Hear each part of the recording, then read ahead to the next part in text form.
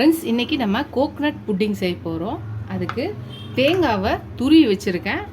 தேங்காவை துருவி வச்சுக்கலாம், இல்லைனா ட்ரை கோக்னட் இருந்தாலும் வச்சுக்கலாம், இல்லை இந்த மாதிரி துருவின தேங்காய் கூட கிடைக்கிது, நீங்கள் எது வேணாலும் யூஸ் பண்ணிக்கலாம். ஆக மொத்தம் தேங்காய் துருவி வச்சுருக்கணும். ஸோ ஒரு கப்பு எடுத்துக்கலாம். இப்போ ஒரு பேன் எடுத்துக்கலாம். இதில் ஒரு கப்பு பால் ஊற்றிக்கலாம். இப்போ இன்னொரு கிண்ணத்தில்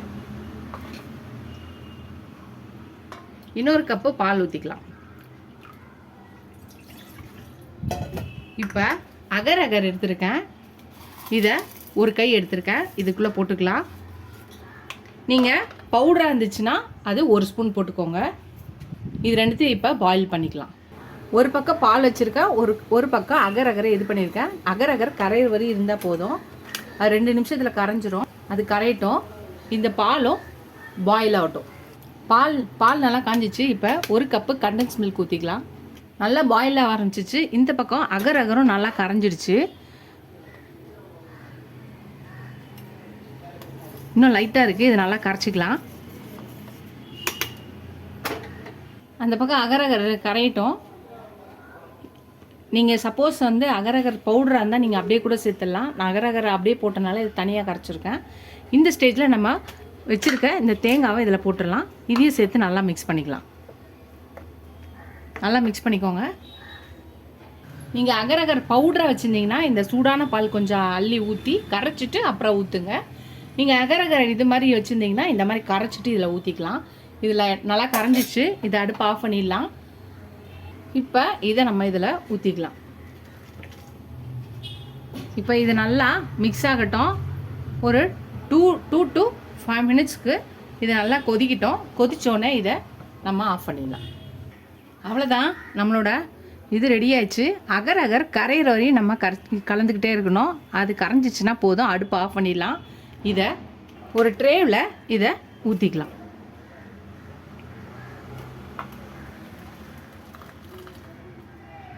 இது நல்லா ஆறட்டும். ஆறினதுக்கப்புறம் இதை கட் பண்ணி எடுத்தால் நம்மளோட கோகோனட் புட்டிங் ரெடி ஆகிட்டோம். இது நல்லா ஆறட்டும்.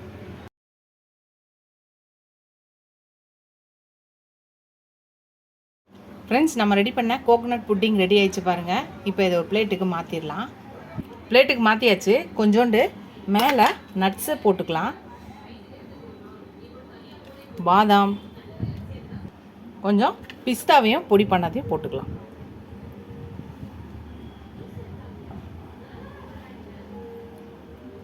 அதுதான் டெக்கரேஷன் பண்ணியாச்சு. இப்போ நம்ம கட் பண்ணிக்கலாம்.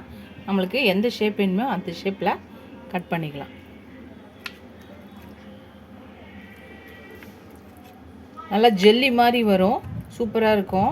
உங்கள் வீட்டில் கோகோனட் தேங்காய் நிறைய இருந்துச்சுன்னா அந்த நேரத்தில் நீங்கள் இந்த ரெசிபி செஞ்சு வச்சிட்டிங்கன்னா பசங்களுக்கு ஸ்நாக்ஸ் செய்கிறதுக்கு ரொம்ப கஷ்டப்பட வேண்டிய அவசியமே கிடையாது. பார்த்தா தெரியும், கட் பண்ணிட்டேன் பாருங்கள்.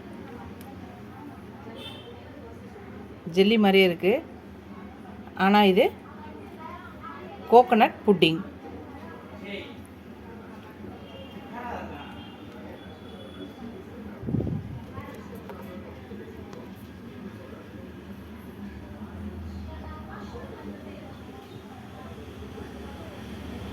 இப்போ இதை டேஸ்ட் பண்ணிடலாமா?